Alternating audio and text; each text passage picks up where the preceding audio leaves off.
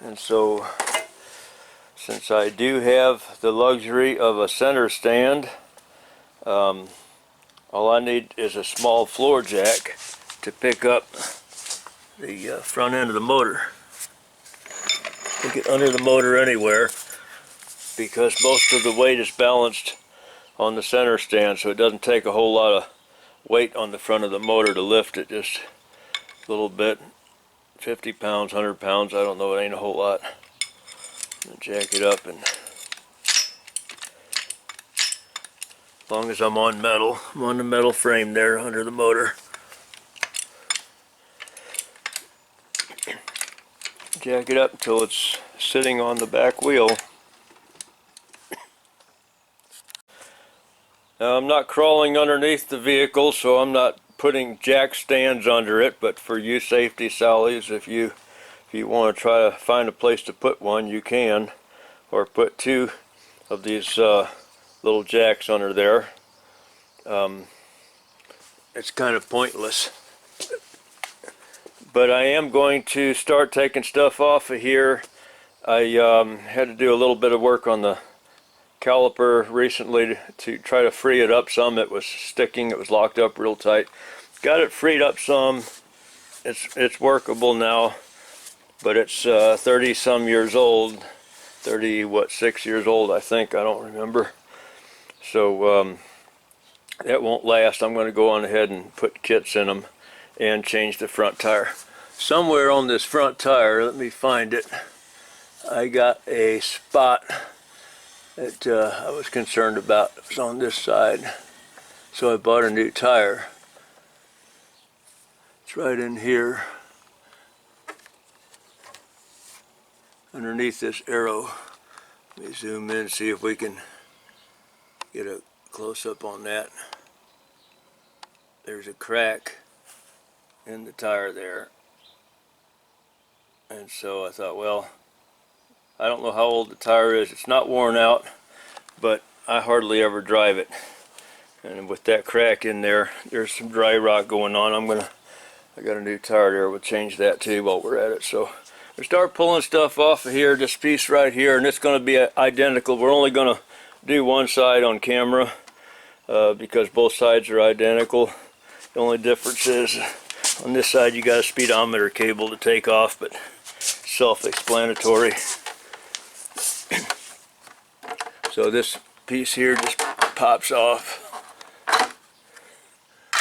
Got a screw under there, and then a couple of screws down here. So go ahead and get those off. Take this cover off. I have those 3 8mm bolts out. Sometimes these little washers here, spacer things, will fall out with the bolt. You might want to just grab those, pull them off so you don't lose them. Have a pan to keep them in. You only got 2 of those. They're down here because this one has this metal bracket for the brake line that kind of serves as that same purpose up here on top. Get this out of the way, and then I need some Allen wrenches. Take this one off and this one. Got a 6mm Allen wrench up here, 5mm here. That's on my bike. I don't know if it's different on someone else's, different year. I'm sure all the 88 Gold Wings are going to be the same. Okay, with those bolts out, you can take your caliper off at this point. On the left side, speedometer cable. It's this right here. We got a little screw on the bottom. And don't tighten that screw down too tight because it's just holding a plastic piece on. And I can see that mine's already cracked. But I'm going to take that screw off of there and then just pull that cable out. Get that. We'll take that screw out, pull the cable off, and we'll take these Allen bolts out, this 6mm and this 5mm, to get the caliper loose. Got those bolts out. Get my caliper off of there. I already pulled the speedometer cable off.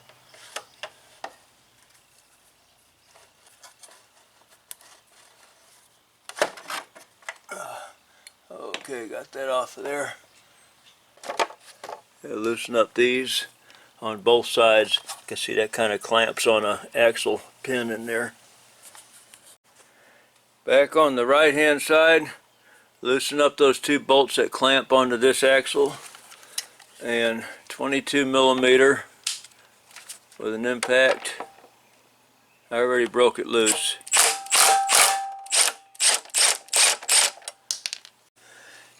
Back over here on the left side, this little thing here doesn't look like much of anything, but that's your axle. Stick a 1/4" screwdriver through there. Phillips screwdriver, just start working that out of there and your wheel will come out. Okay, I got that axle shaft out of there. Now I just roll this wheel out of there and get ready to take the tire off of it. I'm going to go ahead and take the speedometer gear off. It just pulls off out here, and then on the other side we take this spacer, same thing. Okay, I got a big vise. This one opens up 10 inches and it's 10 inches wide, and I don't know what I'd do without it. I hate these small vices, 5 inches, and it's hard even to find a 6-inch. I don't know what they're good for, but anyway, for a shop vise I need a 10-inch vise. I'm going to put the tire in there. I haven't even let the air out of it yet, but I'm going to put it in there and then break the bead. And the reason I got the rags, because the bead's only going to break on one side, and the other side we're going to have to stick the vise on the aluminum and tip the tire to one side so we can press the rubber side off on the other side. I found a spacer. It's just a pulley, a belt tension pulley off of a car, and it's sitting in here on that, and so the tire's sitting on top of that, and that's just about the right height for the jaws to press the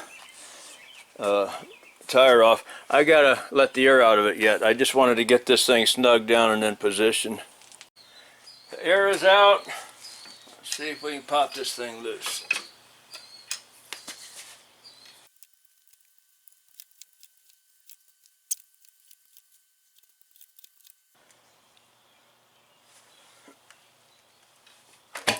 There it goes on one side.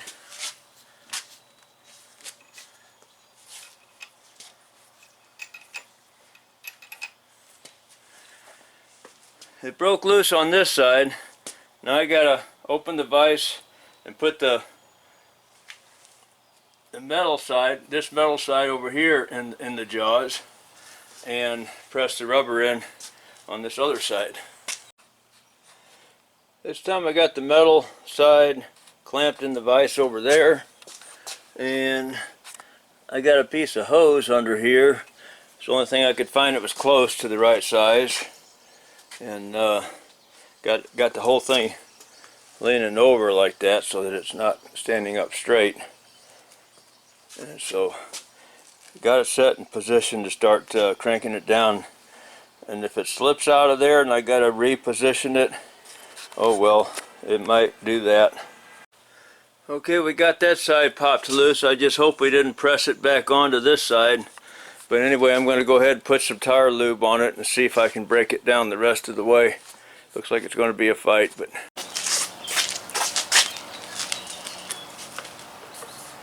tire lube. You guys that watch my channel, you know I drive a big truck, and I do my own tires at home on the truck. So that's why I got tire lube in a regular tire lube thing.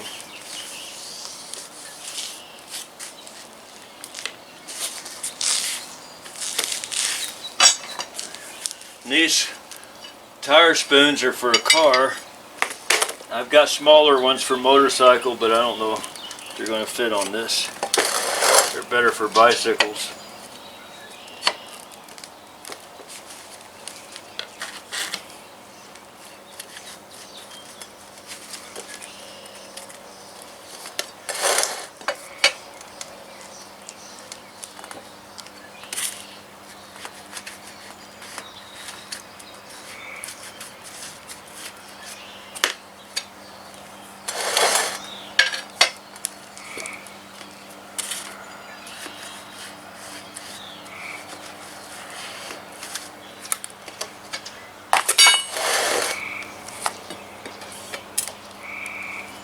Wouldn't you guys like to know, it's probably been 25 years since I've changed a tire on a motorcycle.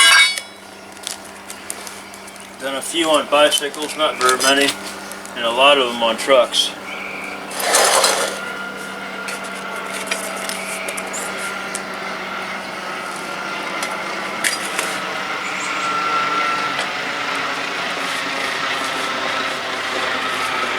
Well, I'm going to do this all the way around. I got it lubed on both sides all the way around. Let's see if I can make it look like I know what I'm doing. If I can even get this off at all. I'm going to use the flat side to push this down, give me some room. I'm going to put this hook side down in here, get a hold of the bead.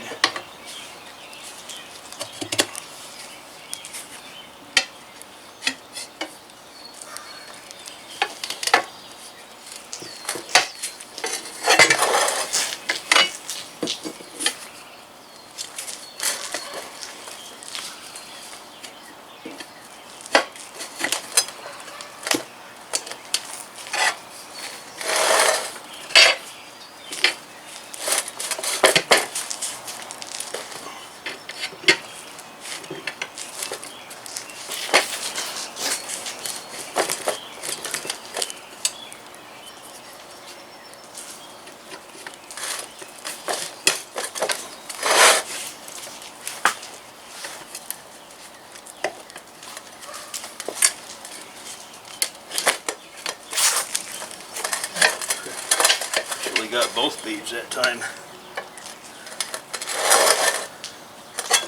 Might be a good thing.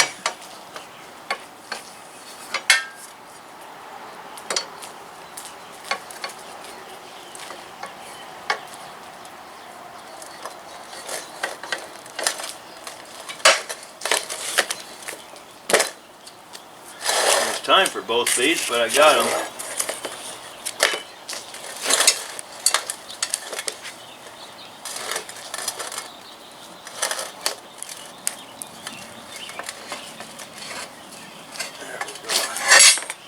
Just the one's all I want until I get this one off all the way like that.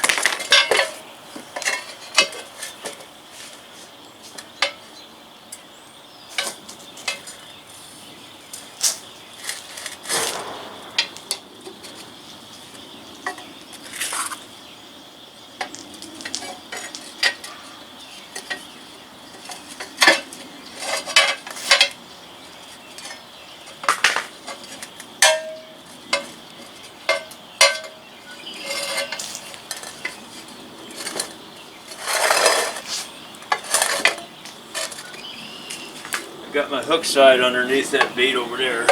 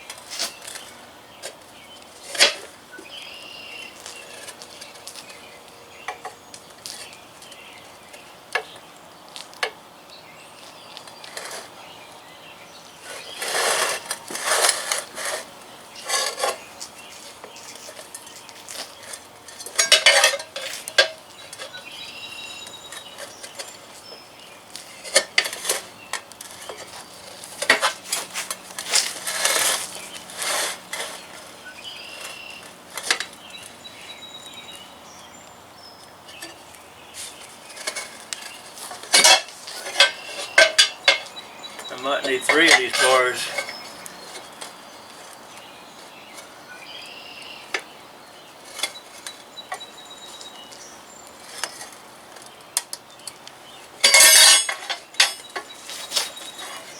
Oh well, I'm gonna have to wrestle. It's gonna take an hour on film.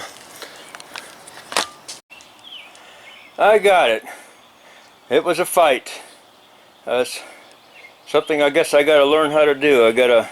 Wish I had a spare motorcycle tire and wheel to play with and practice for a while. I need to watch some YouTube videos, see if there's any out there doing this. But I got it, but I had to go get my bicycle spoons. Had to get them, because every time I pulled one of the big bars out to move down a little bit and grab some more, it would fall, everything would fall back where it was. So I had to stick this in there to hold the bead up so I can move down a couple inches with the big bar and grab it again. About putting the new one on, there's an arrow pointing the direction of rotation, and in this case the spot is right next to the arrow. The spot means that's the light side of the wheel, and you're going to line that up with your valve stem. Doesn't have to be perfect, but you want to try to get it close. So I got to lube this tire up real good on both sides, a little bit inside the bead, very good on the outside of the bead. Lube the wheel a little bit, and then it should go on easier than it was getting it off.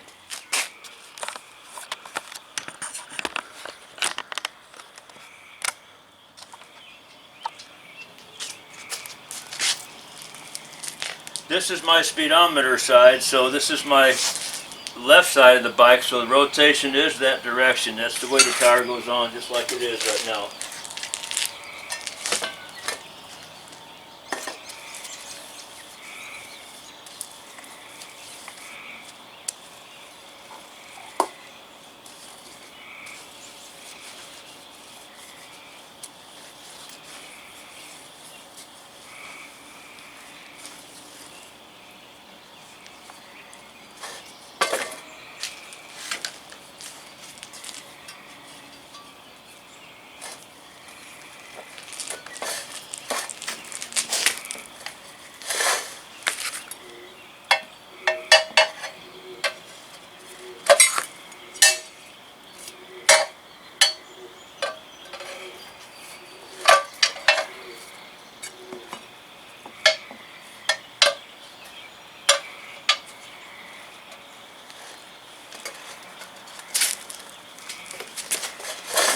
Sure, it's a lot easier on a truck.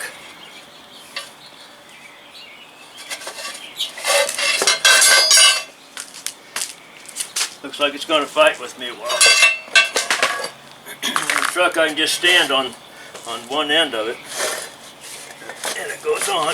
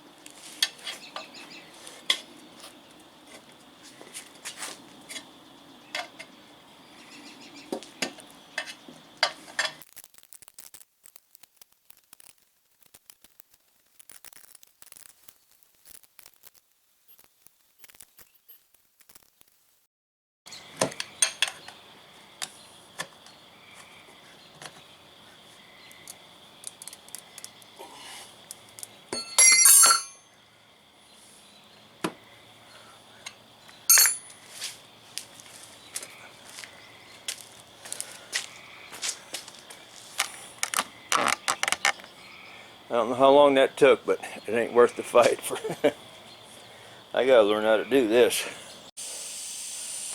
It took about 40 pounds. The tire holds 41 pounds, and it took, I think, like about 39, 40 pounds for the bead to pop.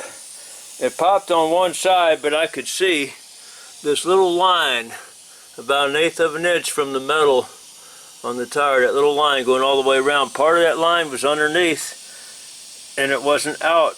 And so I knew that that side hadn't seated yet, and I just kept adding air. And I was starting to get concerned, and I kept checking to see how much air I had in it. Now, well, if it holds 40 pounds, it ought to hold at least 70 or 80 before it would blow off the rim. But anyway, 40 pounds is about where it was when it finally popped, and it was loud, and it shook the whole tire jumps when it did it. So you got to make sure that's seated good on both sides. Then you just check, look for something, some kind of a ring or line going around it, and you just want to make sure that you can see that the same distance from the metal all the way around on both sides. Now I'm going to go ahead and install it and check it for balance before I put the brake calipers on. Well, one of the brake calipers is still getting cleaned right now in the ultrasonic. That's a different video than this one. But yeah, when it's spinning free, I'll show how to check the balance on that. I'm going to go ahead and start putting this thing together. My speedometer goes on this side here, so I put the speedometer gear on there, and then and this spacer goes on this side. Looks like it might have some wear on it. Gotta check it. And then put the axle shaft in it. I should roll this over a piece of wood, piece of 2x4 or something, and raise it up. But I'll probably wrestle it into place to get it started. I got another problem. I'm not going to fix it today. I'm going to go ahead and put it back together because I don't have the parts handy. But this spacer over here on the right hand side just fits too loosely in there, and I see some signs of rust in there on the bearings, so I need to order bearings and seals for this and put those in on both sides. The bike's certainly not due for a long ride. I might take it around town a little bit after I get it back together, but I'll take the wheel off again and change those bearings. I don't know when, but I got to order the parts and get them here. Bearings and seals. Well, now I'm going to check it for balance, and it is out of balance. We do have a heavy side. The way I can tell is because while it's free on the axle, just give it a nudge that way, and it doesn't want to go. Give it a nudge that way, and it keeps going. So it's heavy over here and trying to fall back down this way. I'm watching this spot here by my valve stem.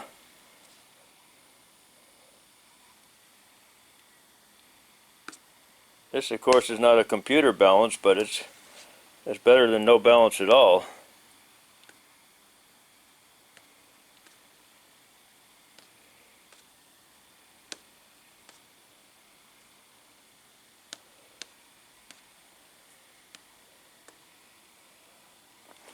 So about 1/4 of the way around seems to be my heavy spot over here from this. I mean, I could mark that with a piece of chalk, but I'm not going to. Bring this around to the other side and see.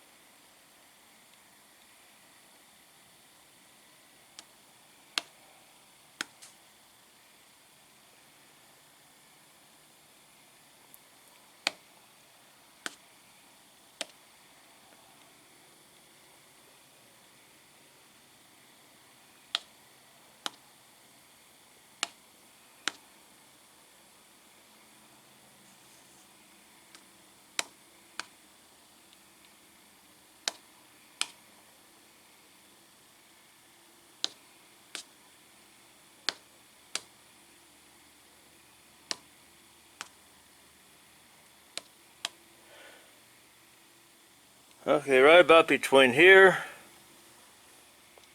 and here, this is my heavy side. We do have a weight that's on here. Now what I'm going to do is pop that weight off, and I'm going to stick it up here on the top and see, and hopefully this is not too much weight to put up there. Then we'll check it again the same way. But this is where our heaviest spot is right along in this neighborhood here.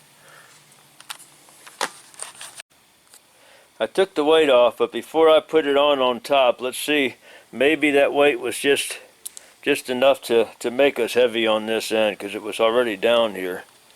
So let's check it again without the weight on there.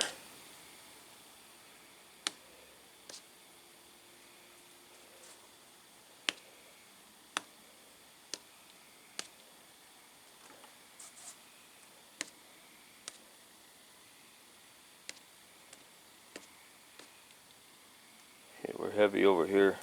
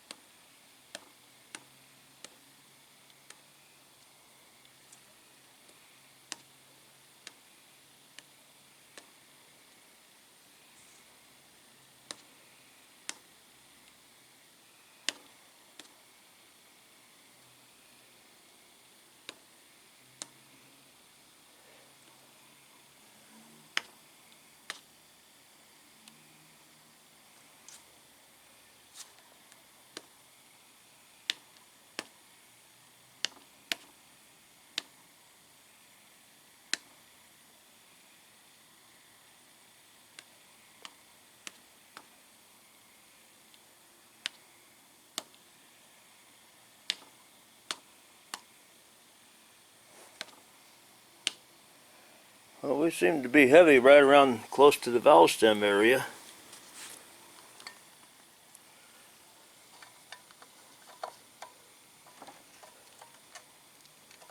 Try it out and see if that helps any. It might be too much weight though.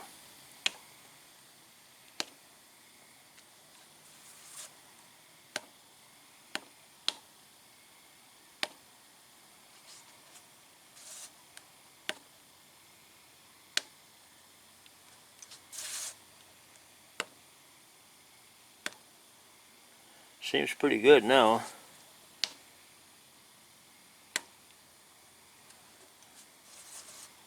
I'll keep checking it. But that's how you check it without a computer spin balance. Of course, the spin balance is the best way to do it if you don't have a feel for doing it this way, but this does work. And I use it on truck tires and car tires, and I've never had an issue with it. Alright.